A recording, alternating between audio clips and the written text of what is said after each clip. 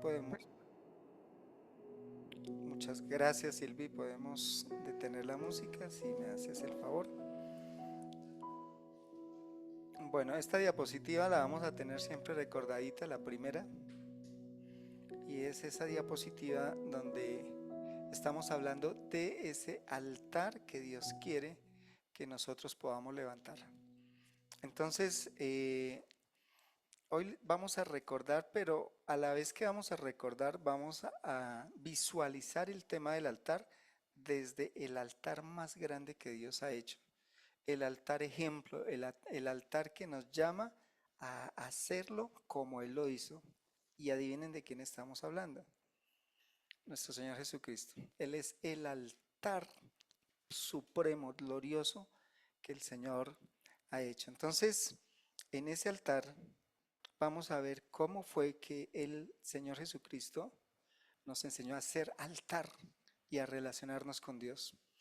Yo le pido que en este pequeño repasito usted pueda retomar esos elementos donde usted dice, yo aquí estoy débil, mi altar no está muy bien, mi altar no está como de la manera que debiera estar. Yo le doy gracias a Dios porque la palabra da efectos y hay, hay alguien aquí entre ustedes cuyo nombre no voy a decir, pero me dijo gratamente, levanté mi altar, hice un lugar en mi casa, mi altar para encontrarme con Dios. Y vamos a ver que eso tiene un valor muy grandísimo. ¿Por qué? Porque nosotros nos relacionamos acá de diferentes maneras. A veces apenas el saludo, ¿cierto? Pero estamos en relación. Entonces un altar no puede quedar limitado a que yo voy en el Transmilenio y yo digo, sí, yo voy allá haciendo altar, sí, sí va haciendo altar, pero ese altar requiere un espacio específico de intimidad. Y usted, colgado del tubo del Transmilenio en plena hora pico, dudo mucho que pueda tener la intimidad y que pueda escuchar a Dios como necesita escucharlo. Entonces, gracias a esta alma linda, los invito a que ustedes piensen y digan, ¿cuál será mi espacio?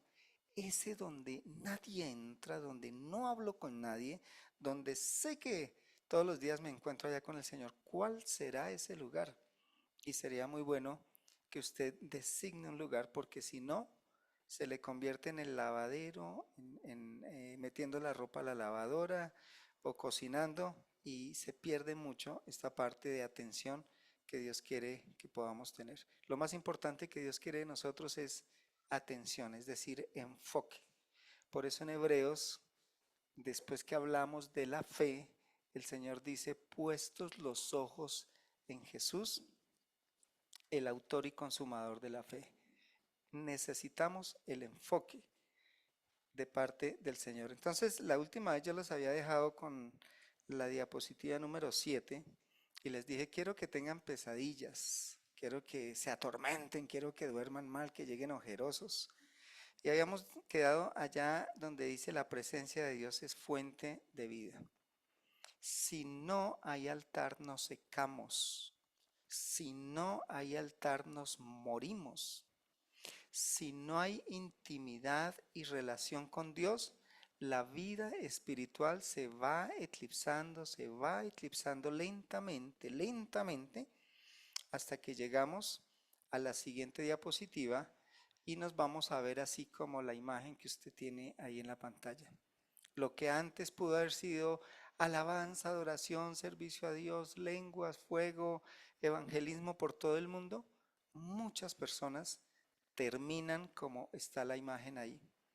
¿Por qué? Porque no hubo relación con Dios. Y decíamos, en el diseño de Dios, cuando leemos Génesis 1 y 2, el diseño de Dios es que Dios plantó a Adán en el huerto y la vida de Adán era comunión con Dios. La vida de Abraham, perdón, la vida de Adán era su huerto, era su intimidad con Dios y era permanente y era plena. Entonces repasemos un poquito lo que nos dice la palabra y vayamos a la siguiente diapositiva. Habíamos hablado en primera instancia que el altar es un lugar de sacrificio. La palabra altar habíamos dicho que significa lugar de muerte, ¿ok? Entonces, significa que usted y yo necesitamos un esfuerzo intencional para morir y poder estar con Dios. Si no, se le atraviesa la hamburguesa, se le atraviesa el amigo, la película, se le va a atravesar cualquier cosa. Si no hay muerte, no hay altar. Es allá donde morimos y decimos, Señor, tú eres lo más importante para mí. Tengo 10.000 cosas para hacer, pero tú eres lo más importante para mí y mi relación contigo es vital. ¿Cuántos de ustedes cuando tienen la vejiga llena dicen, ah, no, yo dejo así, después si me queda tiempo voy? ¿Cierto? Resultamos con infecciones, ¿cierto, doctoras? Resultamos con enfermedades. Entonces, ¿por qué si a la vejiga la tenemos que atender cuando nos llama? ¿Por qué a Dios sí tenemos que sacarle el cuerpo y dejarlo para después? Entonces, por eso el altar es lugar de sacrificio. Mirado desde Cristo, de tal manera amó Dios al mundo que entregó a su Hijo. El que hizo el sacrificio de muerte fue el Señor. Y Cristo es el sacrificio de muerte por nosotros. Querida iglesia, entendámoslo y pidámosle revelación al Señor, profundidad, porque si no entendemos, se nos vuelve esto religión y se nos vuelve algo superficial. Así Cristo murió por mí en la cruz, ya listo. Y ahí terminó la historia. Dios hace un altar con la vida de su mismo Hijo, ¿cierto? Y entrega a su Hijo único. Entonces, si usted hace ese altar y usted tiene ese lugar, cuando se le atraviesa hacer la hamburguesa antes de ir a tener su tiempo con Dios, usted debe recordar, Señor, tú hiciste un altar donde me salvaste. Yo no puedo ser tan incorrespondiente a ti que yo cambie otras prioridades y pierda este espacio tan maravilloso. Y por eso el primer día que hablamos de altar veíamos Romanos 12:1, presentar nuestros cuerpos en sacrificio vivo y agradable delante de Dios. Aquí es donde entran las consejerías y donde entran los procesos. Y aquí es donde les invitamos, no abandone los procesos. Haga proceso en su vida. Porque muchas personas se desaniman y se bloquean, es porque literalmente están inválidos para pararse a hacer el altar. Les han quebrado sus piernas, tienen su columna vertebral totalmente reventada y no pueden, y lo intentan y les llega la frustración porque dicen yo no nací para esto, yo no sirvo para esto, otros lo pueden hacer, yo no puedo, entonces yo me autodescarto. El altar implica que nosotros permitamos que Dios nos restaure. Fuimos creados con conexiones emocionales, conexiones de comunicación, fuimos creados para relacionarnos. Entonces, cuando hay bloqueos, cuando hay cosas de atrás que no permiten fluir, pues usted no se puede relacionar con Dios, así de sencillo. Un proceso de restauración le permite a usted identificar dónde se cortó el circuito, dónde se saltó el taco, dónde se quemó el fusible en su vida para que pueda activarlo. En segundo lugar, veíamos que el altar es el lugar de relación con Dios. En Mateo 14:23, el Señor nos muestra que Él siempre tuvo altar. Y despedida a la multitud, subió al monte a orar aparte y cuando llegó la noche, ¿cómo estaba? Estaba solo. El altar es eso. Tiene que haber aislamiento. No confunda el altar familiar, no confunda el tiempo de intercesión de la iglesia, no confunda el domingo. Eso sí es un altar, pero usted necesita seguir los pasos de nuestro Señor. A pesar del cansancio, a pesar del pesado ministerio, a pesar del asedio tan brutal que tenía, el Señor sacaba el tiempo e iba y oraba. ¿Y estaba cómo? Estaba solo con el Señor. Ahí estaba. Por eso Él en Mateo 6:6 nos lo dice. Cuando ores a tu Padre, cierra la puerta, ¿cierto? Entra en tu aposento y cierra la puerta. ¿Y tu Padre que está en qué? En secreto. La gran pregunta es, ¿cuánto hace que usted y yo seguramente no estamos en secreto con Dios? ¿Cuánto hace que usted no le ha puesto un dilema delante de Dios y ha esperado que Él le hable? ¿Cuántas veces usted ha dejado de poder descargar su corazón para hablar con Dios. Y habla con todo mundo, pero no habla con el que tiene que hablar primariamente, y es hablar con Dios. Entonces es ese lugar de relacionamiento. Veíamos que es el lugar de ofrenda y libación. Ahorita lo hicimos, ahorita hubo un altar de ofrenda y libación. Hubo entrega de diezmos, de ofrendas, de canción, de gratitud, de aplausos. Muchos estaban llorando, estaban allá en ese fuego, muchos estaban derramando su corazón delante de Dios. Se necesita ese tiempo en el secreto y en lo congregacional. Efesios 5:2 nos dice que Cristo mismo fue una libación agradable delante de Dios. Y dice la palabra, y andad en amor como también Cristo nos amó. Mire, y se entregó a sí mismo por nosotros, ofrenda y sacrificio a Dios en olor fragante. ¿Se dan cuenta que Él es el máximo sacrificio? ¿Se dan cuenta que el entregarnos a Dios es bien recibido delante de Dios? Usted es bienvenido. Seguramente habrá una corte, habrá algo espectacular en lo celestial. Cuando usted cierra la puerta, dice, voy a encontrarme con mi Padre. Algo glorioso. Pero también si recuerdan la diapositiva del cielo intermedio, también se activan cosas bien fuertes para que usted no pueda tener ese tiempo con el Señor. Entonces seamos generosos y podamos derramarnos, entregarnos, compenetrarnos, darnos al Señor y traspasar ese pesado cielo que está ahí, que el Señor ya lo traspasó, que Él intercede para que podamos pasar esa travesía galáctica espiritual y podamos tener una verdadera comunión con el Señor. Eso es lo que garantiza que nada nos mueva. Eso es lo que garantiza lo que dice la palabra. Si sois guiados por el Espíritu de Dios, sois hijos de Dios. Eso es lo que garantiza, querida iglesia. Y nosotros no podemos estar en un escenario de ambivalencia, ¿sí? Estoy con Dios, no estoy con Dios, pero sí será esto, pero no será esto. Pero ¿será que voy? ¿Será que no voy? ¿O estamos? ¿O qué? ¿O no estamos? Y en cuarto lugar, es un lugar de adoración, ¿ok? Lugar de adoración. Juan 4:24 es la máxima explicación de nuestro Señor Jesucristo en el ámbito espiritual. ¿Qué es adorar? Llegará el día, ¿cierto?, en que los que adoran a Dios le adoren en espíritu y en verdad. Cuando usted entra a la intimidad con Dios necesita la verdad.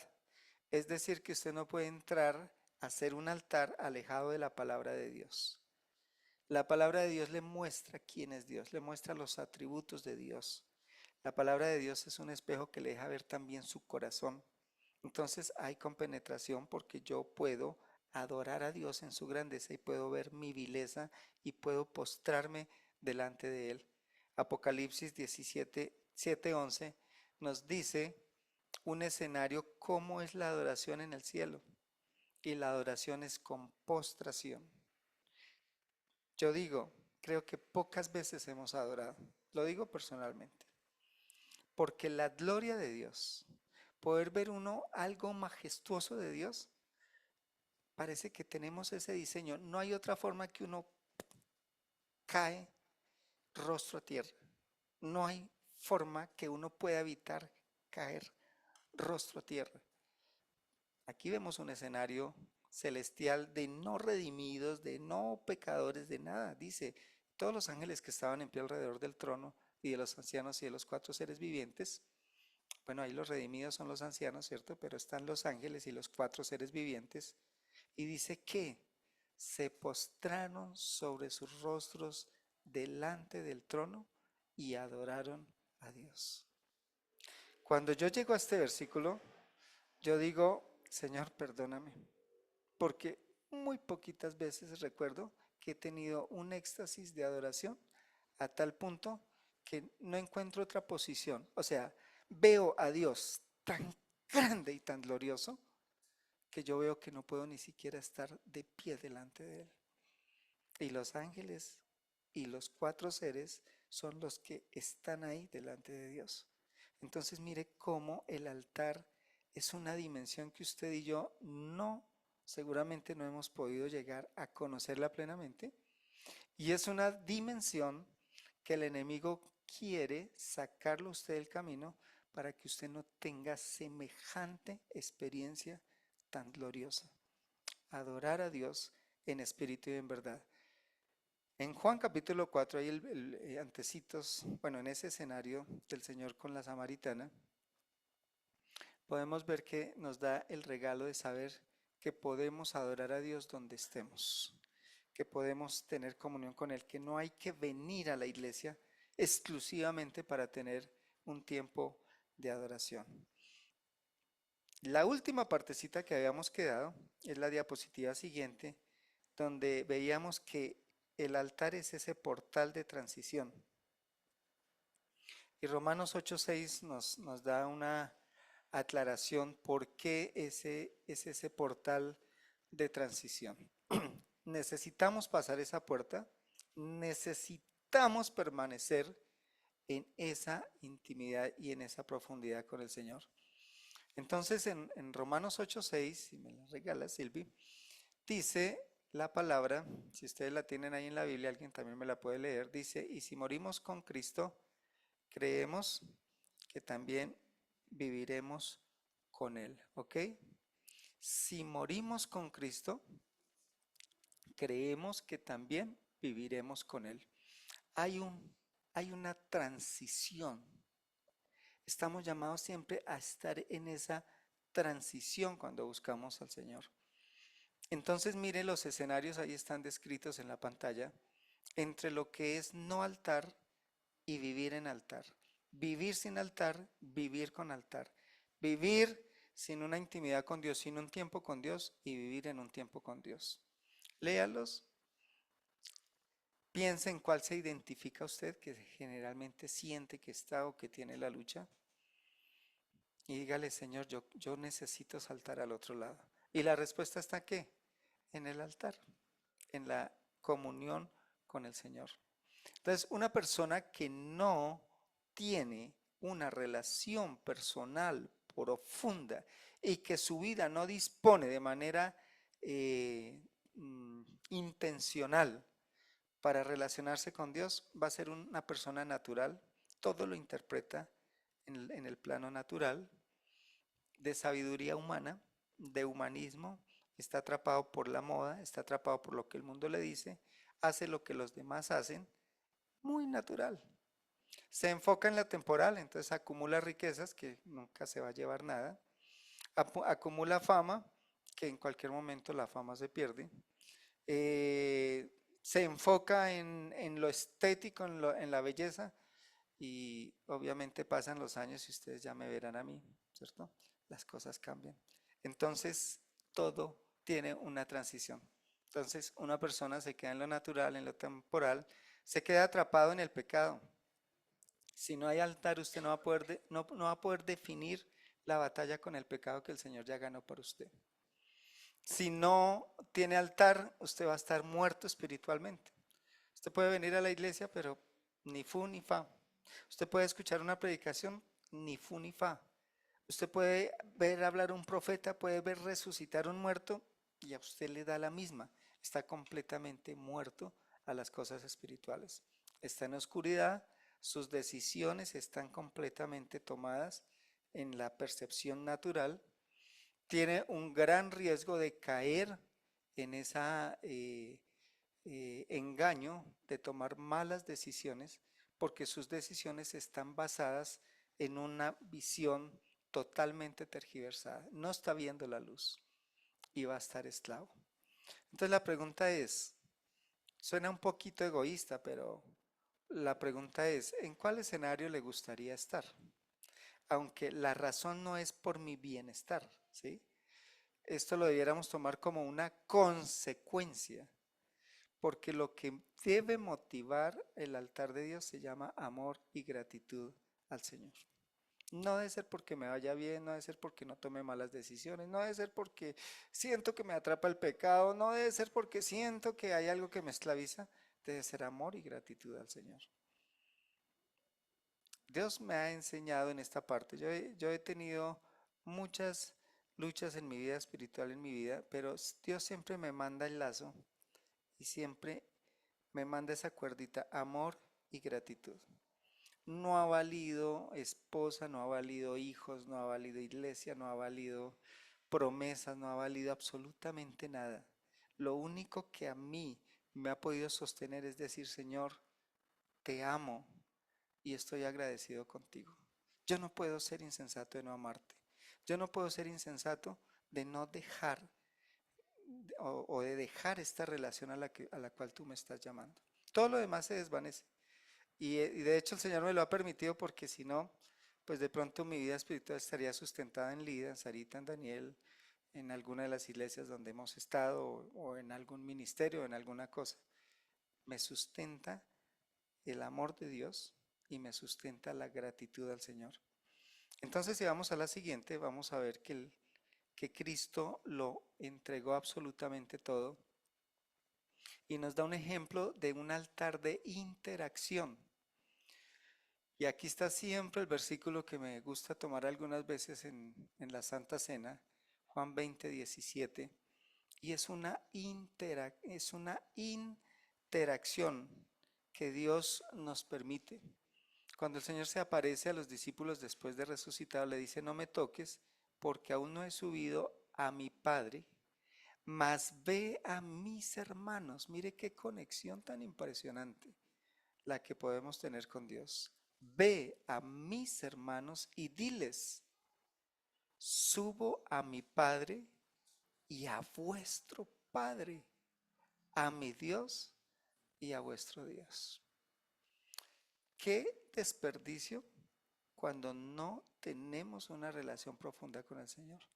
Somos hermanos de aquel por quien fue hecho todas las cosas, por quien todo subsiste. Somos hermanos del Alfa y la Omega. Somos hermanos de quien sometió todos los poderes demoníacos bajo sus pies. Somos hermanos del que tiene el comienzo y el punto final de la humanidad. ¿No le parece una codeada espectacular? Somos hermanos de Cristo, pero también el Dios creador del universo, el Dios omnipotente es nuestro ¿qué? Nuestro Padre. Entonces, en la diapositiva vemos una I gigante, que esa I nos dice el altar es intercambio, influencia e interacción de Dios conmigo y de mí con Dios. ¿Se dice conmigo o mí? De los dos. Bueno, dejémoslo así, que es de los dos, de ambos lados. ¿Listo? ¿Por qué Cristo es el máximo altar? Porque Él se entregó para intercambiar mi posición y mi naturaleza y darme la suya. Entonces, en el altar hay ese intercambio. En el altar de Cristo, Él murió por mí. Él se pone en el altar para que yo salga de esa vida de maldición, de muerte, y para que yo pueda llamar a Cristo mi hermano y pueda llamar a Dios mi Padre. Hay un intercambio. En el altar que Dios nos llama a hacer con Dios, hay un intercambio. ¿Yo qué le puedo traer al Señor? Gratitud. ¿Yo qué le puedo traer al Señor? Dudas. ¿Yo qué le puedo traer al Señor? Cansancio. ¿Yo qué le puedo traer al Señor? Una ofrenda, una entrega. ¿Yo qué le puedo traer al Señor? Una canción, ¿cierto? ¿Y el Señor qué me da? Revérselo. Le traigo una duda, me trae afirmación o me da dirección. Le traigo cansancio, me da fortaleza, ¿cierto? Y así lo podemos intercambiar. Yo le traigo una ofrenda. No vaya a decir, me trae un Mercedes-Benz. No, porque aquí no hablamos de mercantilismo bíblico. Dios me corona de favores. Dios me honra delante de Él. Y para muchos cuando entregan una ofrenda, usted en la eternidad se va a enterar que Dios reunió toda la corte celestial y dijo, mire, este hijo está en quiebra, y mire, entregó lo mejor, como el Señor exaltó a la viuda cuando entregó su diezmo y su ofrenda. Esas son las coronas, las honras que el Señor nos da.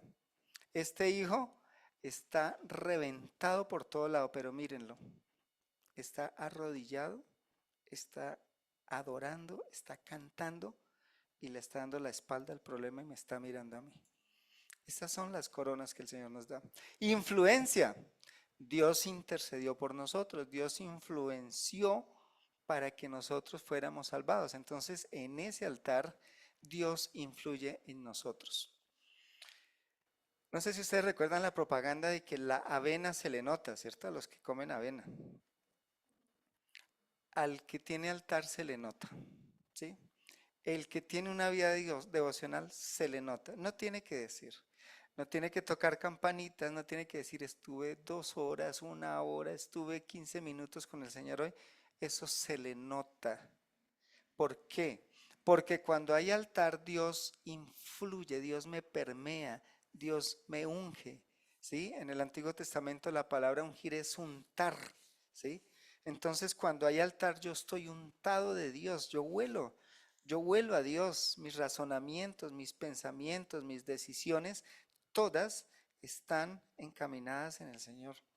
Tengo esa bendición de poder estar impregnado de Dios. Dios me influye.